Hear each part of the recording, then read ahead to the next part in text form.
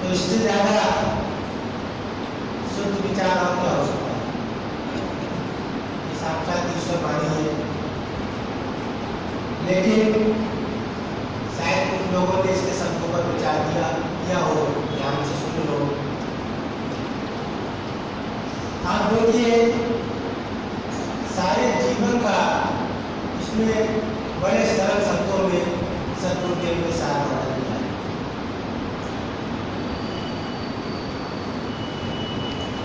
कह रहे हैं ये जो बुद्धि है ये बेठिकाना होती हुई इस शरीर के सुखों को प्राप्त करने के लिए दौड़ रही है।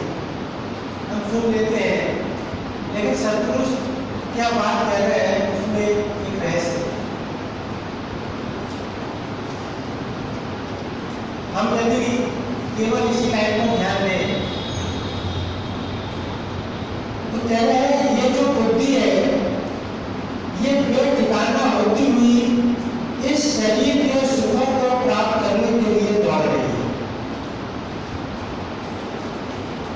हम अपने जीवन पर निगाह डालें तो सारा जीवन क्या करना है, जन्म से लेकर और मृत्यु तक सारा जीवन एक ही प्रयास हो सकता है, और तो क्या है, शरीर के सुखों को प्राप्त करने के लिए हो।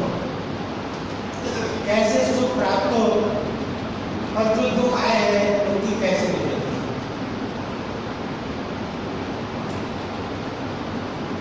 और जब हमको सुख प्राप्त होते हैं तो हम थोड़ी देर के लिए बड़े खुश होते हैं, लेकिन कुछ समय बाद फिर वही की वही आता है, किसी न किसी दुख को खड़े हो जाते हैं। हमेशा और बात खुशी के अवसर है बचपन से लेकर अब तक, लेकिन क्या वो सारे सुख ऐसे के ऐसे बने हैं, सब खत्म हुए, आप मेरे गए तो खड़ा है कुछ न कुछ सामने सब कहा। इस स्थिति को सदपुरुष कह क्या रहे, ये मुख्य बात है। हमारे तो जीवन का लक्ष्य ही है शरीर के सुख प्राप्त होना, और शरीर के सुख प्राप्त होना या संसार के सुख प्राप्त होना ये एक बात है, क्योंकि शरीर और संसार जो साथ पदार्थ है वो एक ही चीज है। शरीर और संसार अलग नहीं है, तो शरीर के सुख हो या संसार के सुख हो वो एक ही चीज है। लेकिन जो हमारे जीवन का टारगेट है, जो हमारे जीवन का लक्ष्य है, उस शरीर और संसार के सुख, सदपुरुष ने उनको एक शब्द बताया कि ये जो बुद्धि है ये बेठिकाना होगी, ये बुद्धि की बेठिकाना है। ये बात है। अब ये बेठिकाना शब्द क्या है, आप देखिए कि कोई व्यक्ति उसके पास बहुत दौलत है, बहुत नाम है, संसार की हर सुख उसके पास, बहुत बड़ा परिवार है, सब कुछ है, लेकिन उसके पास कोई ठिकाना ना हो। आप देखिए ऐसे व्यक्ति कल्पना कीजिए कि उसका क्या हाल होगा। संसार की सब कुछ दौलत है उसके पास, लेकिन एक रहने का आश्रय ना हो उसके पास, क्या करेगा वो? आज यहाँ लिखा है जीवन में उसको कभी शांति नहीं आ सकती, ये प्रैक्टिकल चीज है। और हम संसार में देखें तो एक गरीब से गरीब व्यक्ति भी उसकी कोशिश ये रहती है कि उसको एक ठिकाना मिल जाए, भले कोई छप्पर डाले, एक झोपड़ी बना ले किसी तरह से। लोग देखिए आप खाने को नहीं होता है, लेकिन एक किसी प्रकार 4-5 बड़े करके पन्नी लगाकर ऊपर पन्नी डालकर एक ठिकाना सबसे पहले बनाए। ये तो मनुष्य की बात है। अब आप पशु पक्षी को देख लीजिए, सबसे पहले हर पशु पक्षी अपने रहने का ठिकाना होता है। चींटी से लेकर जरा सी चींटी भी होती है, वो भी कोई ना कोई जमीन में छेद करके अपने रहने का ठिकाना होता है। अब हमको लगेगा कि हमने तो बहुत बड़े अपने कोठी बंगले और एक नहीं 10 बना रखे। सदपुरुष कह रहे हैं ठिकाना है, लेकिन वास्तव में हमारी हालत वही है कि जिस व्यक्ति का कोई ठिकाना नहीं। अब ये हालत कैसे है हमारी, ये बात हम समझें। आप एक कल्पना कीजिए कि जिसके पास सब कुछ हो और केवल रहने की जगह ना हो, तो आप कल्पना कीजिए उस व्यक्ति का क्या है। कल्पना करके वो डर लगे। लेकिन क्या हमारी वास्तव में ऐसी स्थिति है? लेकिन सतपुरुष कह रहे हैं कि जो व्यक्ति संसार के सुखों के लिए भाग रहा है, शरीर के सुखों के लिए भाग रहा है, वास्तव में उस व्यक्ति की वही स्थिति है, बेठिकाना। अब बेठिकाना बुद्धि क्यों है? आप देख लीजिए, एक संत से अपनी, एक संत का जीवन क्या होता है और एक संसारी व्यक्ति का जीवन क्या होता है। संत संसार के सुखों के लिए नहीं भागते। हम सब जानते हैं, महाराज जी का जीवन देखते हैं, जो स्वाभाविक संत है उनकी बात नहीं हो रही है, वो संत की श्रेणी नहीं आते, वो तो संसार को धोखा देने के लिए वो है। लेकिन जो वास्तव में संत है, उनकी आप स्थिति देखिए, संसार के सुख नाम की वहां पर कोई सोच ही नहीं होती, शरीर के सुख नाम की कोई सोच नहीं। महाराज जी के जीवन में आप देखिए, और संत हुए, रामकृष्ण परमहंस, बहुत सारे संत हुए, वैसी रमण हुए, जो शुद्ध संत है, जो पूर्ण संत है, उनके जीवन में संसार की क्या वस्तु थी? ना कोई घर था, ना परिवार था, ना धन दौलत, कुछ नहीं था। क्या हम उनको कह सकते हैं वो बेठिकाना है? और हमारे पास सब कुछ है, संत कह रहे हैं कि बेठिकाना बुद्धि। बेठिकाना क्यों कहा? कि संत तो एक ठिकाने पे टिक गए और जीवन भर उसी ठिकाने पे टिके, उन्होंने वो ठिकाना नहीं छोड़ा। और वो ठिकाना क्या था? अंदर ईश्वर का सिमरन। उनका एक ठिकाना क्या था? अंदर जो ईश्वर है उसका नाम कर रहे हैं, उसके ध्यान में है, तो उनका ठिकाना है। तो वो बुद्धि का ही ठिकाना है। अब हमारी बुद्धि संसार के पीछे भाग रही है, तो संसार के पीछे भागने के कारण हम अपने जीवन में देखें कि बुद्धि को आज तक कोई ठिकाना नहीं मिला। कैसे नहीं मिला? अब आप जन्म से लेकर और आज तक की जितनी आयु है उसका अनुभव देख लीजिए। जब बच्चा पैदा होता है, जब जरा सी भी समझ आती है, तो उसका ठिकाना क्या है? केवल मां के पीछे भागता है। जरा सा होश आया तो सबसे पहला ठिकाना मां। थोड़ा और बड़ा हुआ, जरा सा और थोड़ा बड़ा हुआ तो मां उसको केवल हर समय गोदी में ही रहती, थोड़े खेल खिलौने उसके पास रख देती है, नहीं थोड़ा सा खेल खिलौने पर आता है। और बड़ा हुआ और खेल खिलौने रख दिए, थोड़ा और बड़ा हुआ तो उसके बच्चों के संग खेलने लगा। फिर हर समय खेल खिलौनों में भी रहता, हर समय माँ का नहीं रहता, अपने मित्रों के साथ खेलने लगता है, छोटे छोटे बच्चों के साथ। थोड़ा और बड़ा हुआ, जब स्कूल जाने लगा तो पढ़ाई पर जरा सी समझ आई, पढ़ाई के कारण। ये हम सबके अनुभव की बात है, कोई कहानी किससे नहीं है इसमें। जब समझ आती है, पढ़ाई का होश आता है, तो उसे सबसे ज्यादा महत्वपूर्ण काम क्या लगता है जीवन में? पढ़ाई। और सब लोग परिवार वाले उसको पढ़ाई की हो, उसको कहते हैं कि भाई हमारा बेटा सबसे बड़ा काम है पढ़ाई। और जब पढ़ाई पूरी हो गई, आप देखिए रोज ठिकाने बदल गए, जिसको सतपुरुष कह रहे हैं बेठिकाना बुद्धि। अब जब पढ़ाई पूरी हो गई, बड़ी डिग्री प्राप्त कर ली, अब उसका मूल्य कहाँ पर है कि उसको अच्छा व्यापार मिले, अच्छी सैलरी। अगर ना मिले तो आप देखिए पढ़ाई कहना हमने तो सब कुछ किया, क्या फायदा हुआ इसका? तो सब कुछ व्यर्थ है अगर उसको अच्छा व्यवसाय और अच्छा धन उपार्जन का साधन। अब पढ़ाई से उसका ठिकाना धन आ गया।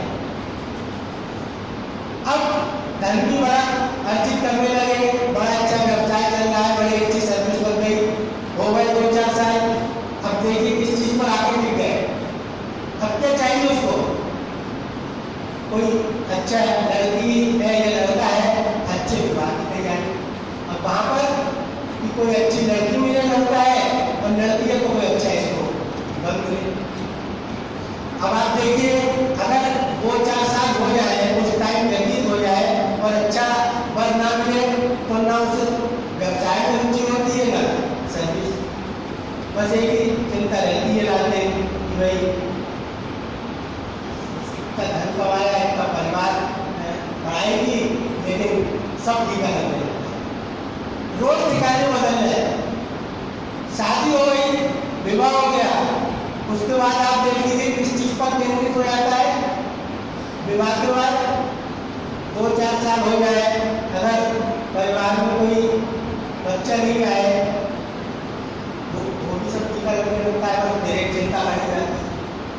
तो सारा जीवन हम देखिए, चूंकि संसार सुखों का आधार है और संसार सुखों का आधार होने के कारण उसका परिणाम क्या हो रहा है, जो सत्पुरुष कह रहे हैं बुद्धि पेट ठिकाना।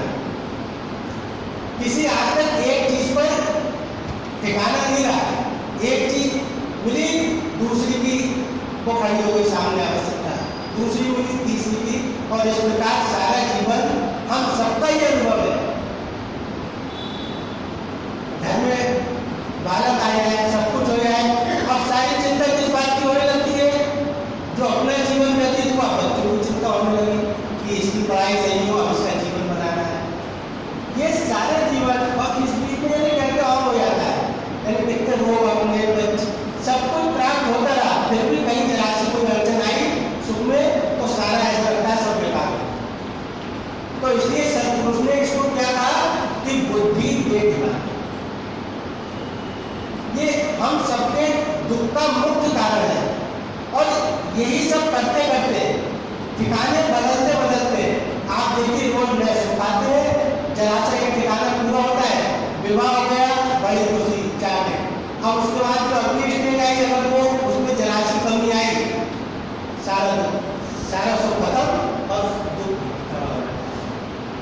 तो इसलिए सत्पुरुष कह रहे हैं कि ये जो बुद्धि है ये पेट, अब हमको इस बात में समझ नहीं किया, हम महाराज जी का उपदेश को सुन लिया लेकिन इसका सार ग्रहण नहीं किया। और सार क्या है, जो बुद्धि संसार के सुखों के लिए भाग रही है, हमको ये बात समझना है।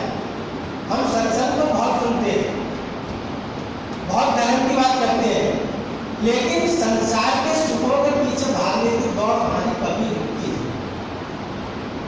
और बुद्धि का निर्णय क्या हो जाता है कई बार अज्ञान में कि हम गुरु के पास जाते हैं, हम ईश्वर की पूजा करते हैं तो हमारे संसार के सुख और मिले।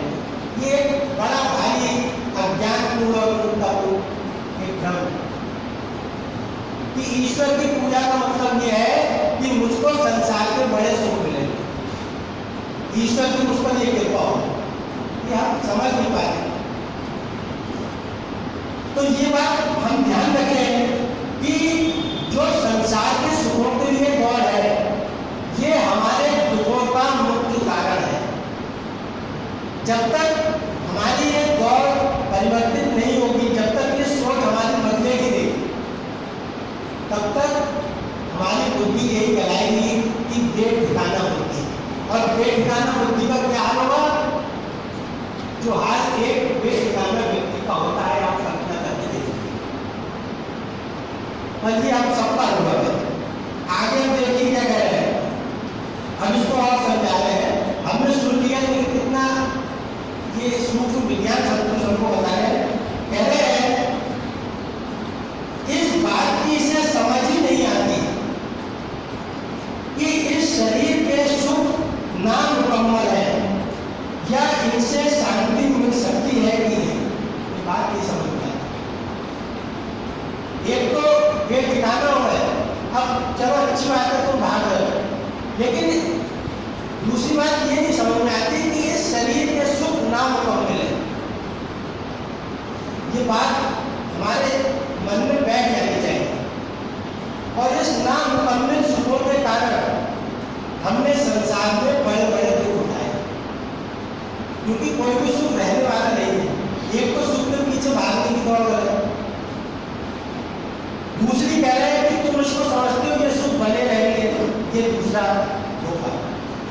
क्या कर रहे हैं आगे, इस बात की से समझ ही नहीं आती कि इस शरीर के सुख ना मुकम्मल है या इनसे शांति मिल सकती है कि नहीं। इस अज्ञान में जीवन का कारण संशय युक्त बुद्धि है। जिस तरह किसी बीमार को ना तो बीमारी और ना ही सेहत की समझ आती है, उस वक्त वह खात्मे की ओर जा रहा होता है। जैसे कोई व्यक्ति बीमार है लेकिन वो अपनी बीमारी नहीं समझे। कोई व्यक्ति माना उसको कहते हैं जिगर का रोग होता है तो उसको भूख बहुत लगती है, वो समझ रहा है कि मैं बड़ा भोजन कर रहा हूँ, बड़ा स्वस्थ उतना बलवान हो जाऊंगा, लेकिन उसको ये नहीं मालूम है कि ये जितना भोजन कर रहा है उतना इसको नुकसान देने वाला है। या किसी व्यक्ति को ये नहीं पता कि वो डायबिटिक है, शुगर का मरीज है और वो मीठा खूब खा रहा है और उसकी मीठा खाने की इच्छा हो रही है और वो इच्छा पूरी हो गई, वो बड़ा खुश हो रहा है अपनी इच्छाओं को पूरी करके, लेकिन ये नहीं मालूम कि ये जो इच्छा है ये उसको कहाँ ले जाएगी। तो यही हमारा जो रोग है, शरीर के सुखों को पीछे भागने का, ये जो रोग है, हम इस रोग का एक तो शिकार है और ऊपर से जो शरीर के सुख प्राप्त होते हैं उसमें बड़े खुश होते हैं। तो रोग कम हुआ या बढ़ा? तो यही सतपुरुष कह रहे हैं कि जिस तरह किसी बीमार को बीमारी है, ना तो बीमारी है ना ही सेहत की समझ आती है, उस वक्त वह खात्मे की ओर जा रहा होता है। यही हालत उस बुद्धि की होती है जो संशय युक्त है। उस वक्त ये ना तो बीमारी और ना ही सेहत को जानती है और ऐसे ही आगे बढ़ रही होती है। इस दौर से उसे तसल्ली को मिलती नहीं और ना ही ये सीधे रास्ते पर चलती है, बल्कि शरीर खत्म हो जाता है और ये जीव जैसा प्यासा आया था वैसा ही प्यासा चला जाता है।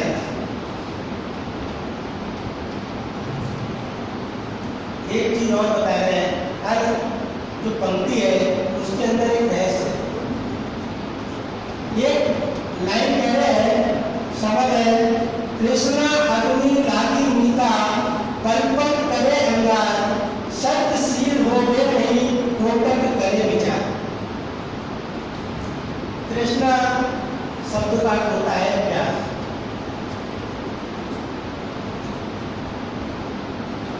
एक व्यक्ति निरंतर भाग रहा हो, तो उसकी प्यास कम होती है बढ़ेगी, ये हम सब जानते हैं। जो जितना भागेगा उतनी उसकी प्यास बढ़ेगी। अब हमारी क्या स्थिति है, हमारी भी निरंतर दौड़ बनी हुई है और दौड़ किस तरफ है, संसार के सुखों की तरफ। ये सबसे बड़ा रोग है संसार के सुखों के पीछे भागने का, और हम इसका बड़ा स्वागत करते हैं। और उसका परिणाम क्या होता है, आप देखिए, जिस व्यक्ति की जितनी बड़ी दौड़ है संसार के लिए, उसकी प्यास उतनी बढ़ेगी। आप किसी अमीर व्यक्ति को देख लीजिए और उससे आप इच्छाएं पूछिए तो उसकी इच्छाओं की तुलना कीजिए किसी एक गरीब व्यक्ति से, उसकी संसार की दौड़ छोटी है, उसकी इच्छाओं को देख लीजिए आप। तो जितनी बड़ी दौड़, जितनी बड़ी तृष्णा, उतनी बड़ी प्यास। तो और ऊपर से चाहते क्या है कि मुझको शांति मिले। तो इसलिए सतपुरुष कह रहे हैं कि उसका परिणाम क्या होता है, हम इस रहस्य को नहीं समझ पाते। कोशिश क्या है हमारे जीवन का एक लक्ष्य क्या है कि मैं ऐसा कुछ कर जाऊं ताकि मेरी सब इच्छाएं पूरी हो जाए। मेरी कोई सारी, हम ये तो कोशिश करते हैं कि सारी इच्छाएं मेरी पूरी हो जाए, लेकिन होता क्या है, धोखा क्या है कि और बड़ी इच्छाओं को लेकर इस संसार से बना पूरी नहीं। उसका कारण क्या है कि हमारी संसार की दौड़ और बढ़ती जा रही है। तो जितनी दौड़ बढ़ रही है उतनी प्यास बढ़ रही है और चाहते हैं प्यास की पूर्ति। तो इसलिए सतपुरुष कह रहे हैं कि उस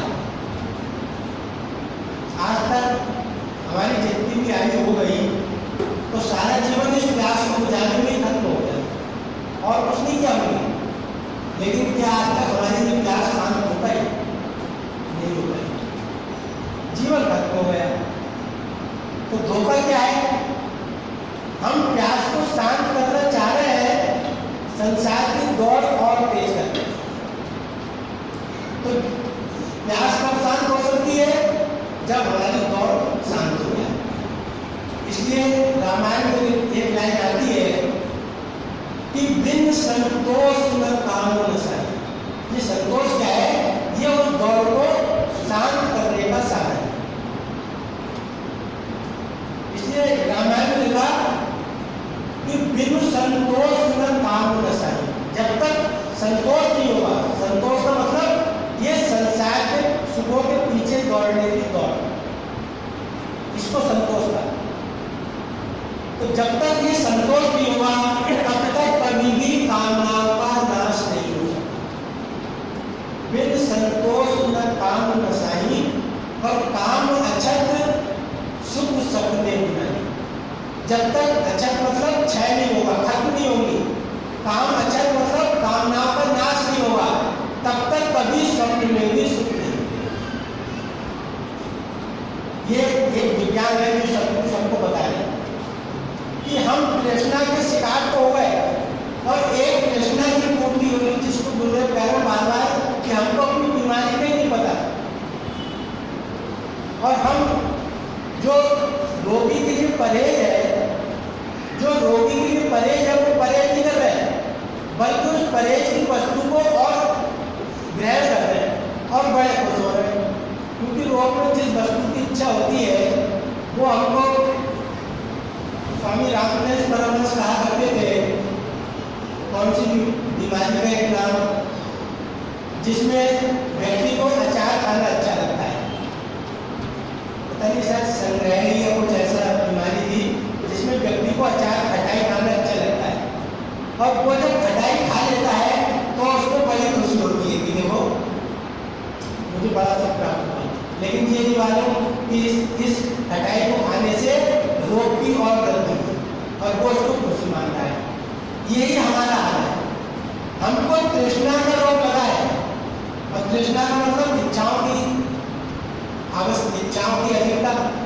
और वो क्या है कि हम उस तृष्णा के रोग में अपनी इच्छाओं को पूरा करने का प्रयास कर रहे हैं, और जब वो इच्छाएं पूरी होती हैं, वासनाएं पूरी होती हैं, तो हम उसको बड़ा स्वागत करते हैं, बड़े खुश होते हैं और अपने को जीवन की सफलता मानते हैं। तो सतपुरुष यही कह रहे हैं कि बल्कि शरीर खत्म हो जाता है, ये जीव जैसा प्यासा आया था वैसा ही प्यासा चला जाता है। केवल सत्संग में आकर ही इसका निर्णय समझा जाता है कि बीमारी क्या है और सेहत क्या है। इस बात को जानने के लिए जिस वक्त गौर से विचार किया जाएगा तो मालूम होगा कि बीमारी क्या है। कृष्णा अग्नि लागी मीता पल पल करे अल्लाह। ये जो कृष्णा की अग्नि है ये जीव को पल पल अंगार कर देगी। सत्य सी लोभे नहीं कोटक करे विचार। काफी बड़ा विचार है ये। अब आप देखिए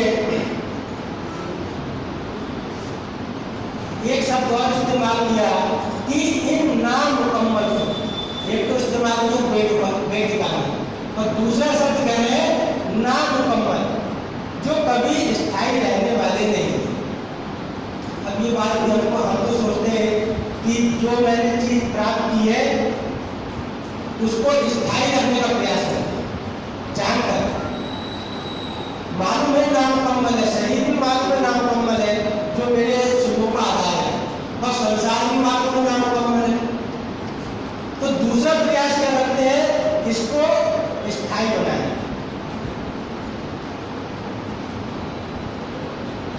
अब आप देखिए कि सुख स्थायी कैसे नहीं। हमने बड़ा शौक होता है अच्छा भोजन करने का, स्वादिष्ट पदार्थ ग्रहण करने का, ये सबको होता है शौक। आपने बहुत अच्छा भोजन किया, बहुत भूख लग रही है, बहुत स्वादिष्ट लगा, और जब कर लिया भोजन तो आप व्यक्ति कहता है कि बड़ा सुख मिला। सबको सुख मिलता है, लेकिन वो सुख स्थिर नहीं है। कैसे स्थिर नहीं है? अभी तो आपको लग रहा है तुरंत बाद कि बड़ा सुख मिला, और ग्रहण कर रहा है नहीं, तृप्ति हो गई। थोड़ी देर को लगा कि सुख मिला, तृप्ति हो गई, अब बीत गए 4 घंटे। अब आप देख लीजिए 4 घंटे बाद आप कहाँ पर आकर खड़े हो जाते। अब फिर अंदर से वो भूख पुनः जाके जुड़ने लगी।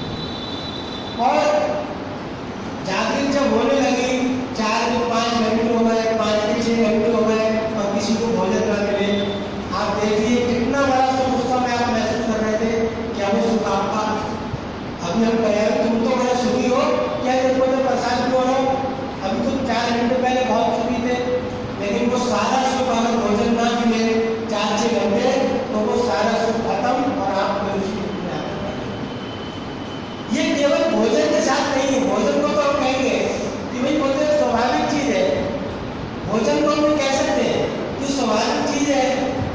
भोजन हमने किया, भूख शांत हो गई, शरीर ने पचा लिया, स्वाभाविक चीज है। चलिए भोजन स्वाभाविक चीज हो गई।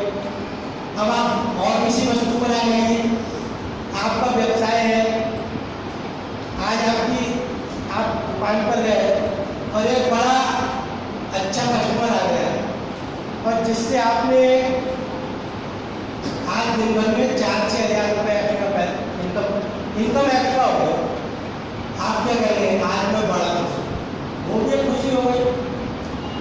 लेकिन क्या वो जो खुशी है, क्या वो सुख है, क्या वो स्थायी है?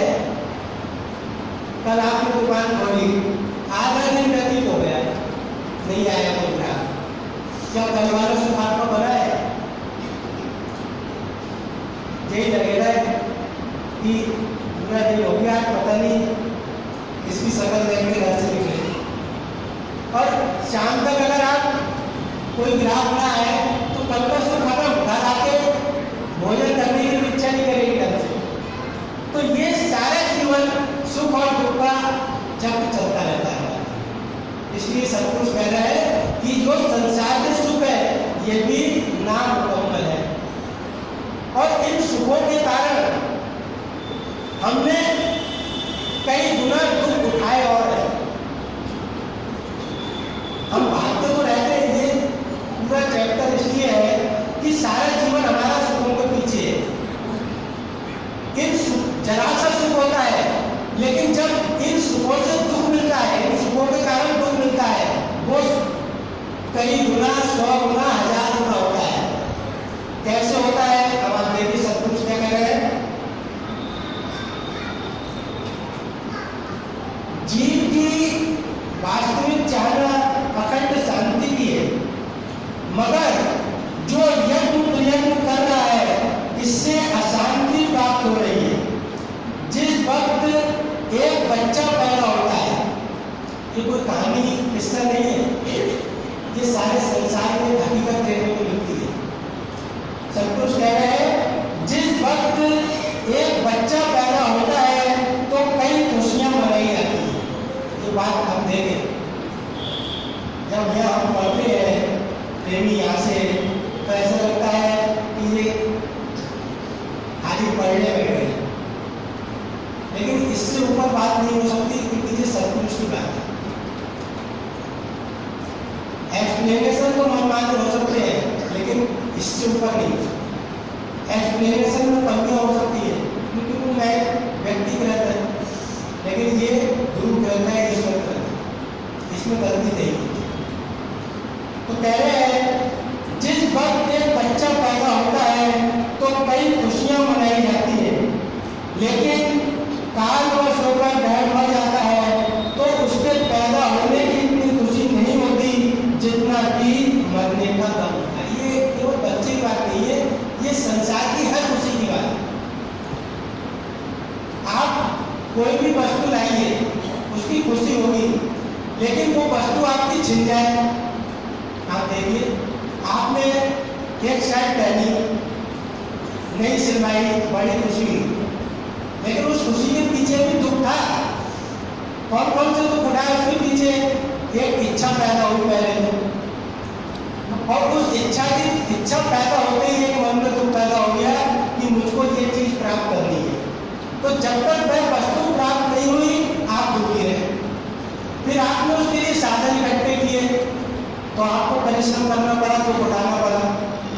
अब वो वस्तु आपने बनवाई, माना फिटिंग सही नहीं आया, अब आप परेशान हो रहे हो, इतना महंगा कपड़ा लाया है, ये सब पड़ा और इसका फिटिंग खराब हो गया, परेशान। चलिए वो भी आ गया, बहुत अच्छा फिटिंग आ गया, अब आप उसको पहना।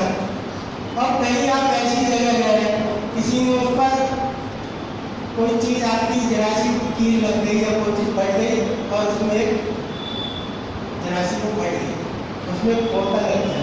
आप देखिए कि सुख कितनी देर में था और उसके पीछे दुख कितना बड़ा हो गया।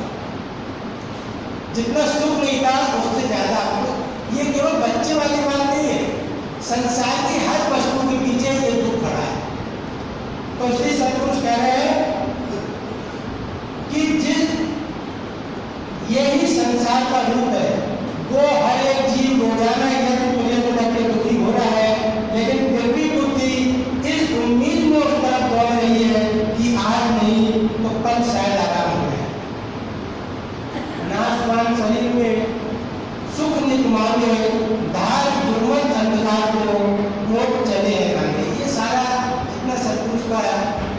अभ्यास है, ये सारा जीवन का प्रैक्टिकल है, ये कोई थ्योरी नहीं है। तो इसलिए जो संसार के सुखों की दौड़ है, हम सारा जीवन आंख बंद करके इस ओर भागते हैं, और ये हम सबका अनुभव है कि ये हमारे दुखों का मुख्य कारण है। और इसलिए सत्य यहाँ पर अपने मेरे गुरुदेव में एक स्थिति लिखी है, जीव की वो क्या स्थिति है, और उसमें लिखा कि कर्मणि सुख पामो है। ये पूज्य सोमनाथ जी का जो मेरे गुरुदेव है, उसको उन्होंने लिखा है, क्योंकि वही उसी स्थिति के पुरुष है। तो लिख रहे हैं कि कर्मणि सुख पामो है। आपको ये अपनी दिशा बदलनी होगी। जब तक ये दिशा नहीं बदलेगी अपनी, तब तक जो आज तक का हमारा अनुभव है दुखों का ये कभी समाप्त नहीं हो। और सारा जीवन हम सत्संग सुनते रहे, सब काम करते रहे, इसका आपको लाभ भी प्राप्त नहीं हो जब तक ये दिशा है। कौन सी दिशा? संसार में सुखों के पीछे भागने, शरीर के सुखों को इकट्ठा करने। तो कह रहे हैं क्या होगा? कर्मणि सुख कामो है। कर्म करता हूं तो सुख की कामना को लेकर। अब आप अपने कर्म को देख लीजिए, कभी ऐसा सुख की कोई कर्म है जिसके पीछे सुख की कामना ना हो? सब कुछ कर लिया, बड़ी बड़ी खराब स्थिति है, लेकिन पूरा जीवन खत्म हो गया, 60, 70, 80 साल, कल का पता नहीं, लेकिन फिर भी जरा सा भी कर्म करेंगे, अगर सड़क पे निकलेंगे तो एक इच्छा होगी कि मुझको बड़ा सुख मिल जाए। उस सुख की कामना के बगैर हम पत्ता नहीं गिराते। तो कह रहे हैं कर्मणि सुख कामो अहम आशया मन में रखा। कर्म करता हूं तो सुख की कामना को लेकर, और मन में कोई चिंतन करता हूं तो किसी न किसी संसार की आशा को लेकर। व्यर्थ चिंतन नहीं करता, कोई न कोई संसार की आशा को लेकर चिंतन चलता है कि क्या इस तरह का किया जाए कि आज तक मुझको इस काम में सफलता नहीं मिली, तो ऐसा कर्म करूं ताकि मुझको अब सफलता मिल जाए। क्या जो आज तक पूरे नहीं हो उसमें क्या ऐसा प्लान करूं? तो जितनी चिंतन करता है, जितना मनन करता है, जितनी योजनाएं बनाता है, वो भी किसी न किसी आशा को लेकर। और आशा क्या है? कोई दुख की आशा थोड़ी होती है, दुख की आशा को लेकर मुझे दुख प्राप्त हो। आशा क्या है? सुख की आशा। तो कर्म हुआ तो सुख की कामना को लेकर, चिंतन हुआ तो किसी न किसी आशा को लेकर कि शायद अभी तक ऐसे सुख नहीं मिला, अब ऐसे मिल जाए सुख। तो कह रहे हैं कर्मणि सुख कामो है आशया मन में रता चातुर्यात् शिवम इच्छामि। देखिए क्या विज्ञान लेगा, शिवम इच्छामि अर्थात शिव कल्याण की, शिवम इच्छामि कल्याण की इच्छा को लेकर, चातुर्यात् चतुराई करता, कर्म किया सुख की कामना को लेकर, चिंतन किया किसी न किसी आशा को लेकर। अब वो भी पूरी नहीं हुई तो फिर कहां पर आया? चातुर्यात्, अपनी चतुराई दिखाई। आप देखिए फिर वो कपट पर आया, चतुराई पर, कि शायद इस व्यक्ति से ऐसे झूठ बोलूं तो शायद ये काम पूरा हो जाए और मुझको सुख प्राप्त हो। इस व्यक्ति को ऐसे ठगूं तो मेरे मन की इच्छा पूरी हो जाएगी, ये चीज मुझको प्राप्त हो जाए। तो कह रहे हैं चातुर्यात् शिवम इच्छामि, अपनी चतुराई से कल्याण की इच्छा रखता हूँ। नित्यम विभेति में मना, और ये सब करने के पश्चात भी उसका परिणाम क्या होता है? नित्यम विभेति में मना, हर समय मन में भय भरा है।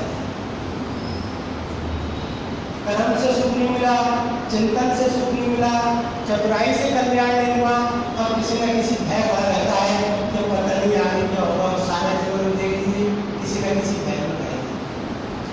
तो उसका अब आगे एक चीज और बड़ी महत्वपूर्ण है जो महाराज जी ने कहा कि बुद्धि बेठिकाना होती है।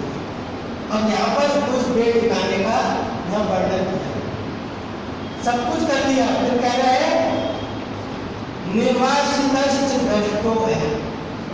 निर्वासित किसे कहते हैं? किसी को राज्य से निर्वासित कर दिया जाए, उसको घर से निकाल दिया जाए, तो उसकी क्या स्थिति होती है? निर्वासित भ्रष्टो है शरणम नए माम निजम। अब गुरु से प्रार्थना कर रहा है कि मेरी स्थिति क्या है कि जैसे किसी को घर से निकाल दिया गया हो और वो दर दर में भोगने का, ये वो स्थिति जो आज कहानी कि बुद्धि बेठिकाना। अब आप हमसे हम तुलना करें संसार गुरु से कि ये उसकी बुद्धि है जो संसार का कोई पदार्थ नहीं है लेकिन वो ठिकाने पर है, और हम संसार के सब कुछ प्रयास करके अनेकों रहने के ठिकाने बनाकर स्थिति क्या है? निर्वासित, जैसे किसी को घर से निकाल दिया गया हो। कह रहे हैं निर्वासित भ्रष्टो है शरणम नए माम निजम सर्वाणी क्षीण कर्माणी भिक्षु दाता मार्गता। अर्थात अपने घर से निकाले हुए, अपने पद से भटके हुए मुझे अपनी शरण में जगह दो, तुझ दाता के दर का भिखारी बनकर आया हूँ, मेरे सब कर्मों का। ये हमारी संसार के सुखों के पीछे भागने की एक स्थिति है। इसलिए हम इस विज्ञान को समझें और जो झूठे सुख के पीछे हम भाग रहे हैं उस दिशा को जब तक हम नहीं बदलेंगे तो कितना हम संसार में प्रयास करते रहे, कितना सुखों के पीछे दौड़ते रहे, कितना सत्संग सुनते रहे, जब तक ये दिशा परिवर्तित नहीं होगी, शरीर के सुख भोग की इच्छा, संसार के सुखों के पीछे की दौड़, तब तक कभी भी हमको सुख नहीं मिल सकता, तब तक कभी भी शांति नहीं मिल सकती। तो वो ठिकाना क्या है? ये वाणी बता रही है अंत में केवल एक ठिकाना, और वो ठिकाना क्या है? प्रभु का ध्यान है। यही हमको शास्त्रों में और सत्य सिखाया है। प्रभु का ध्यान है मूल ठिकाना, निर्मल प्रीत इस चरण सा। एक ही ठिकाना है जो गोस्वामी तुलसीदास ने लिखा, और वो ठिकाना क्या है? तुलसी त्रिलोक, तीनों लोक में तुलसी त्रिलोक, तीनों लोक को से दीन को राम नाम बीती गति जैसे जल। किसी आप मछली को जल से निकाल दीजिए और उसको जल से निकालने के पश्चात संसार के कितने महंगे से महंगे द्रव्य में रख दीजिए आप, संसार के हीरे जवाहरात दौलत या और जल के अलावा किसी भी तक महंगे से महंगे तत्व में रख दीजिए, उसकी तड़पण खत्म नहीं होगी। और यही हम सबका हाल है। संसार के सारे पदार्थ मिल गए लेकिन एक तड़पण बनी हुई है, एक बेचैनी बनी हुई है, और वो तड़पण क्या है? कब शांत होगी? प्रभु का ध्यान है मूल ठिकाना। और गोस्वामी तुलसीदास ने लिखा कि तुलसी त्रिलोक तीनों लोक को से दीन को राम नाम भीति गति जैसे जल। जैसे मछली को जब तक आप जल में नहीं डालेंगे तब तक उसकी तड़पण शांत नहीं होगी, ऐसे ही ये जीव जब तक भगवान के ईश्वर के नाम का ठिकाना नहीं लेगा तब तक कभी भी इसके जीवन में सुख शांति और इसकी तड़पण दूर नहीं होगी। तो सत्संग का ये लाभ है कि हमको एक ऐसा बात